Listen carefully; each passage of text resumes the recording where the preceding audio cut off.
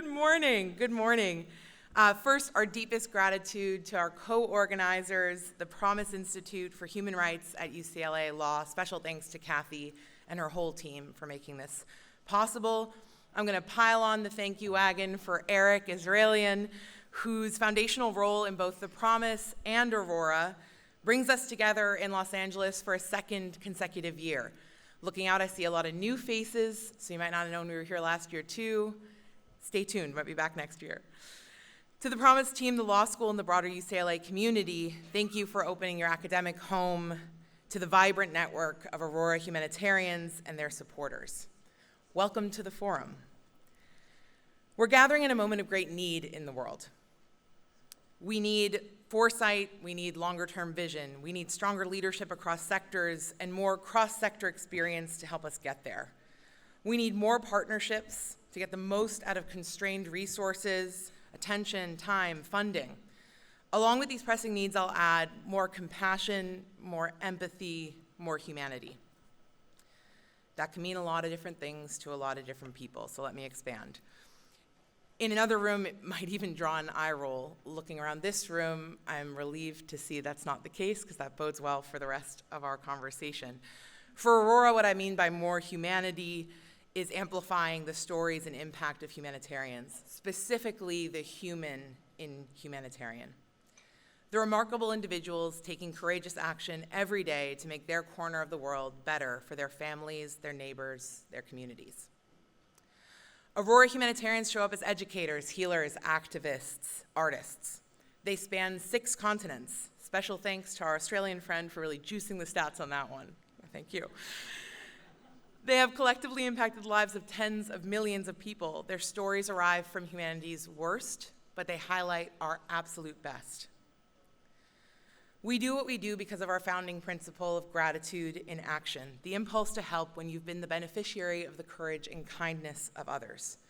For all the shortcomings, all the needs of the world today, we can all still think of someone to whom we're grateful for helping us in ways both big and small.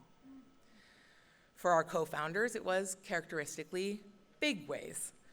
The late, great Vartan Gregorian, Ruben Vardanyan, and Armine Afeyan came together at the centennial of the Armenian genocide. Rather than taking the traditional, very understandable approach of focusing on perpetrators and their victims, they decided to look at the survivors and those who enabled their survival, those who saved them. They founded Aurora on behalf of the descendants of the survivors of the Armenian genocide, in gratitude to those who saved them. I've said that a lot, it is a mouthful. Without whose kindness and courage 100 years ago, millions of people around the world today would not exist. Looking around, I see many in this room.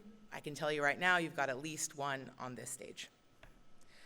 They expressed this gratitude, they put it into action by creating the $1 Million Aurora Prize for Awakening Humanity, awarded to an individual who's risked their own life to save others.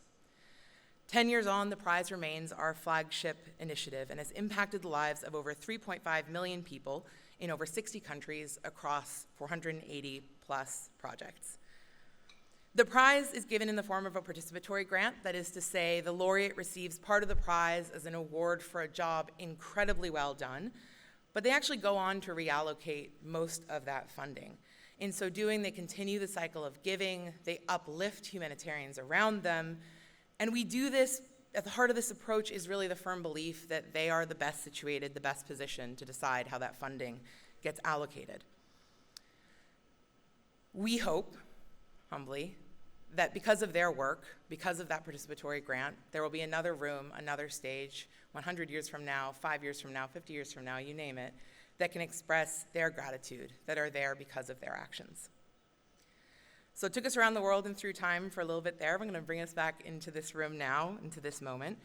We held the inaugural Aurora Humanitarian Summit in this very room yesterday. We have here with us 40 Aurora Humanitarians from around the world. Those are individuals who have come through the prize process and have traveled here to be with us today. We also brought in their LA-based counterparts for working sessions on the toughest issues that they're facing collectively, wherever in the world they are. No surprise, those turned out to be visibility and funding. I told them in opening that session that this is the place to be. This is the room to be in. And I can see many of them are back today, so I don't think they disagreed, and we can trust them on that. I've talked about the local humanitarian leaders in this room, but we've got a strong contingent of locals of another type, Angelenos and UCLA community members. There are a lot of places we could all be this week, especially. Together, we've chosen to be here, to hear from our peers, our heroes, our friends, and our friends-to-be. Collectively, we're all striving to shape a world that is just a bit better out there, and that starts in here, in this room.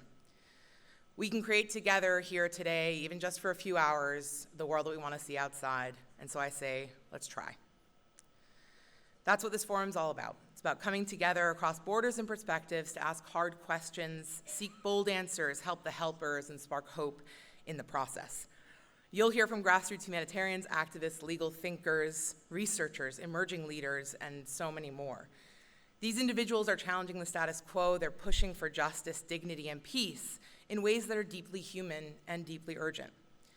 Our conversations today will tackle real stories and real struggles that can no longer be ignored. I invite you to experience them with the wonder and curiosity they're due. What gives me the greatest hope is the combination of diversity and unity in this room. We come from different backgrounds, we're coming from different types of days, different mornings, but we all have a shared commitment to making a meaningful difference. We envision a future where humanitarian and human rights emphasize together what they have in common, which is, of course, human. Specifically, those who are in and of their communities, wherever they are around the world. Thank you once again for choosing to be here, part of today. Let's do this together in this room, out. Now for the good stuff. Our first session of the day, the Global Pulse Check. It is a big topic, but our panel are more than up for it. We're going to turn to the state of the world, navigating the complexities of 2025. I'm going to set the stage a little bit and then pass it over to the experts. Global aid fell in 2024. The recent elimination of US federal funding has led to dramatic cuts from development and humanitarian assistance, as other important donors are making similar decisions to reduce funding for humanitarian assistance. New data from the UN indicates that local organizations, especially those led by women, by refugees, have been some of the hardest hit. The first panel I'm about to call up will explore how we got here and what we can do to anticipate and adapt to the world that it's become since all these developments.